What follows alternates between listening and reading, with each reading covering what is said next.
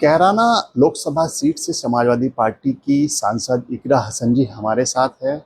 Ma'am, Saharanpur की जो घटना हुई है, आप उसके बारे में विस्तार से। देखिए, बहुत अफ़सोसजनक है क्योंकि हर रोज़ हमारी अधिकारियों से बात रहती है, जनता के मुद्दों के लिए हमें मिलना पड़ता है और सब ऐसे नहीं होते हैं। अच्छे भी हैं, सुनते हैं लोग हमारी बात जनप्रतिनिधियों की, और सुननी भी चाहिए, ये अधिकार भी है। तो जो एडीएम ई हैं सहारनपुर, उनके साथ का ये वाक़या है और बड़ा उनका जो व्यवहार था आपत्तिजनक था। और मेरे साथ एक महिला जनप्रतिनिधि थी, छुटमलपुर की चेयरमैन। मेरा लोकसभा क्षेत्र भी नहीं है, मेरा कोई ऐसा काम नहीं था। वो बड़ी परेशान थी कुछ वक्त से, वो उनसे मिलना चाहती थी। तो 12 बजे से 3 बजे तक ये कहकर कि लंच पर हैं, उनको बैठा के रखा। उस दौरान मैं भी कलेक्ट्रेट के पास थी, उन्होंने मुझे वहां से गुजरते देखा, वो मेरे पास आई। एक महिला जनप्रतिनिधि, पहले भी वो मुझे कई बार कह चुकी थी इस विषय के बारे में। उस वक्त क्योंकि मौके पर मैं उन्हें मिली तो उन्होंने मुझे कहा कि हमसे तो हमें मिलने का टाइम भी नहीं दिया जा रहा और आप मदद कर दो। वो थोड़ी परेशान थी, भावुक हुई, और एक महिला होने के नाते मुझे लगा कि मुझे उनकी सुन मदद करनी चाहिए। मैंने खुद एडीएमई को कॉल किया, 3 बार हमने उन्हें फ़ोन किया। उन्होंने कोई जवाब नहीं दिया। इतने में एडीएमएफ जो है वहाँ पर वो आए, उनसे बात हुई, उनको हमने कहा।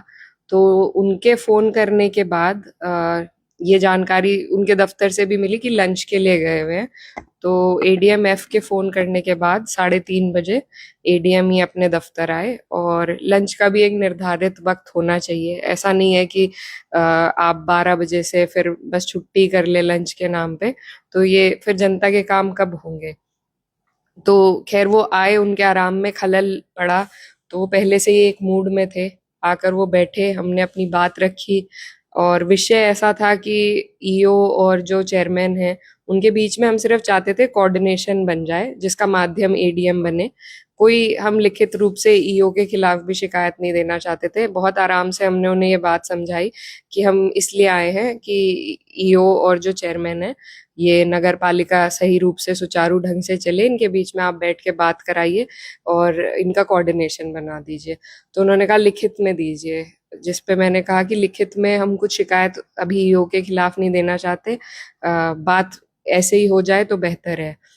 उसके बाद चेयरमैन साहिबा अपनी कुछ बात रखने लगी, उन्होंने अपनी परेशानी जाहिर करी, जिस पर बड़े ही बदतमीजी के साथ एडीएम ने कहा कि आप लिखित में दीजिए, जाइए यहाँ से, लिखित में दीजिए। उस पर हस्तक्षेप करने पर मैंने हस्तक्षेप किया और उन्हें कहा कि ये कोई तरीका नहीं है बात करने का। मेरे हस्तक्षेप के बावजूद भी उनका वही व्यवहार और वही टोन रही, जिस पे फिर हमें बहुत आपत्तिजनक वो बात लगी। देखिए, महिलाएं हैं और महिला जनप्रतिनिधि हैं, ये सरकार बेटी बचाओ बेटी पढ़ाओ, 33% आरक्षण, हर चीज की बात कर रही है। लेकिन अगर इस तरीके से बेलगाम होकर अधिकारी व्यवहार करेंगे जो मौजूदा महिला जनप्रतिनिधि हैं, तो आगे के लिए फिर क्या हमारे लिए रास्ता है पता नहीं। तो मुझे बड़ी आपत्तिजनक उनका व्यवहार लगा। हम वहां से उठकर आए, उसी दिन मैंने डीएम साहब को, सब लोगों को अवगत कराया, लिखित रूप से हमने सभी के संज्ञान में ये बात डाली।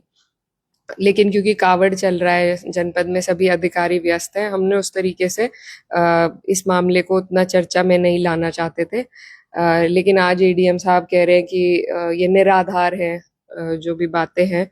तो मैं लगभग 1 साल से जनप्रतिनिधि रही हूँ, और उससे पहले भी जनता से हम हमेशा जुड़े रहे हैं, जनता की परेशानियों से अधिकारियों को अवगत कराते रहे हैं।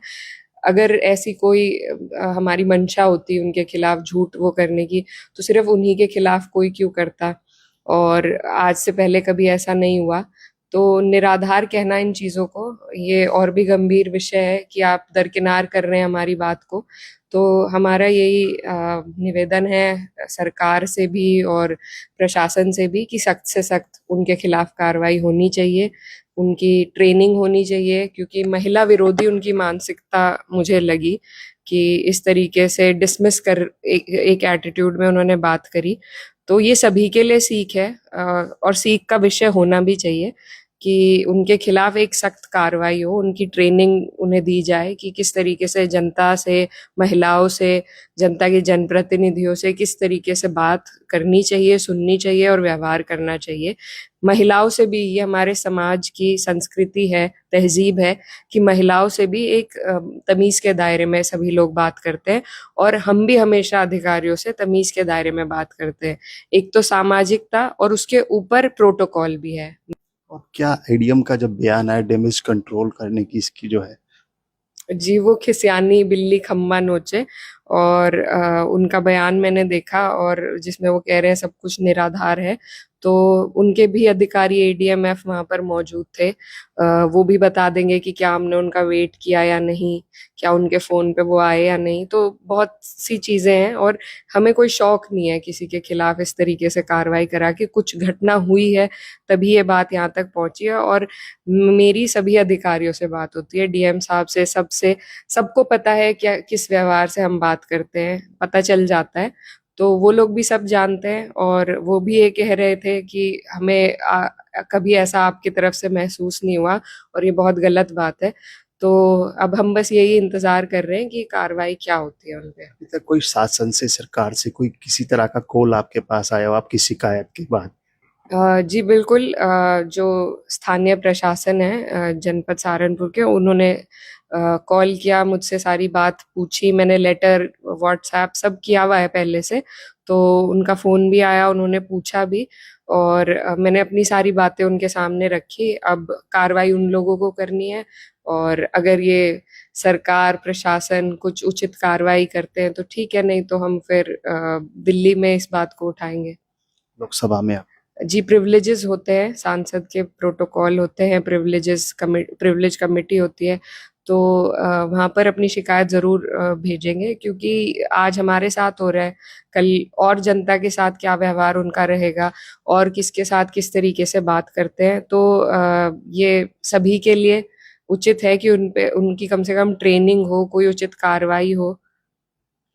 तो बिल्कुल ये थी कैराना सांसद इकरा हसन। इनका कहना है कि अगर इसमें कोई ठोस कार्रवाई नहीं होती तो इनका अगला कदम दिल्ली में होगा, दिल्ली में ये अपनी आवाज उठाएगी। कैराना से सहयोगी आरिफ चौधरी के साथ में रविंद्र सुलानिया, भारत समाचार।